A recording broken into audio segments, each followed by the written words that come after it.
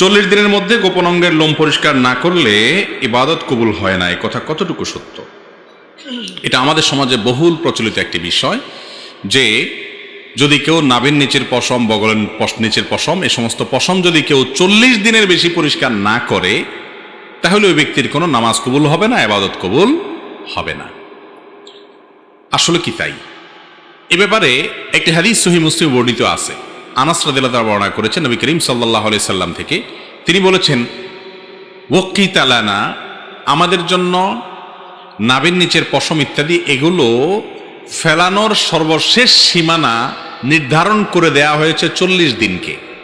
তার মানে উচিত তো হলো আগে আগে করা, সপ্তাহে 15 দিনে একবার আপনার হাতের নখ কাটবেন, গোপ ছোট করবেন, নাভির নিচের বগলের নিচের লোম পশম করবেন, অবাঞ্ছিত লোমগুলো চেষে ফেলবেন, এই কাজগুলো আপনি করবেন। এগুলো মিন সুনানিল ফিতরাহ, অর্থাৎ সকল যুগে নবী রাসূলদের মধ্যে এই সুন্নাতটা আল্লাহর পক্ষ থেকে অবধারিত ছিল। এটা প্রকৃতিগত সুন্নাহ, সৃষ্টিগত সুন্নাহ। মানুষকে এভাবে সৃষ্টি করেছেন এগুলো শরীরে বাড়ে, সেজন্য এগুলো কমাতে হয়। এটা আল্লাহর সুন্নাহ, আল্লাহ তাআলা এটা করার নির্দেশ করেছেন, সমস্ত নবীগণের সুন্নাহ এটা। তো সেই সুন্নাহটা পালন করবেন সপ্তাহে একবার, না হয় 15 দিনে একবার, নয় 3 সপ্তাহে একবার, নয় 4 সপ্তাহে একবার, সর্বোচ্চ 40 দিনের মধ্যে একবার অবশ্যই করবেন।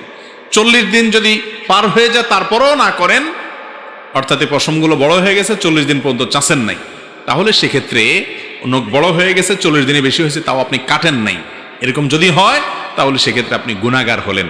কারণ হাদিসে নবী করিম সাল্লাল্লাহু আলাইহি সাল্লাম 40 দিনের মধ্যে এটাকে কাটার নির্দেশ করেছেন, 40 দিনকে চূড়ান্ত সীমা নির্ধারণ করেছেন। অনেক উলামা ইকরাম বলেছেন এটা কাটাটা ফরজ ওয়াজিব না, তবে উত্তম, 40 দিনের পরে গেলে সেটা উত্তমের খেলাফ হবে।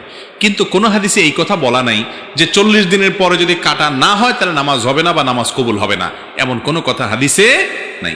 অতএব অন্যান্য ইবাদতের সাথে এর সম্পর্ক নাই। তবে হ্যাঁ, নখ বড় হয়ে গেছে, সেখানে ময়লা ঢুকে এমনভাবে জমে শক্ত হয়ে বসে গেছে যে পানি ঢুকে না নখে, তাহলে সেক্ষেত্রে সেটা কারণে উজু হবে না, উজু না হওয়ার কারণে নামাজ হবে না, এরকম যদি হয় সেটা ভিন্ন কথা। কিন্তু এগুলো বড় হইলেই 40 দিন পার হইলেই নামাজ কবুল হবে না, ইবাদত কবুল হবে না, এমন কোনো কথা হাদিসে নাই। ইবাদতের জায়গায় ইবাদত কবুল হবে যদি ঠিকঠাক মতো পবিত্রতা অর্জন করেন, ঠিকঠাক মতো নামাজ কালাম পড়েন, শর্তগুলো পালন করেন, তাহলে নামাজ ঠিকই হয়ে যাবে, ইবাদত ঠিকই হয়ে যাবে। কিন্তু 40 দিনে বেশি চাষেন নাই, ছোট করেন নাই, সেজন্য আপনি আলাদা গুনাহগার হবেন, সেটা ভিন্ন কথা। বুঝাতে পারছি বিষয়টা?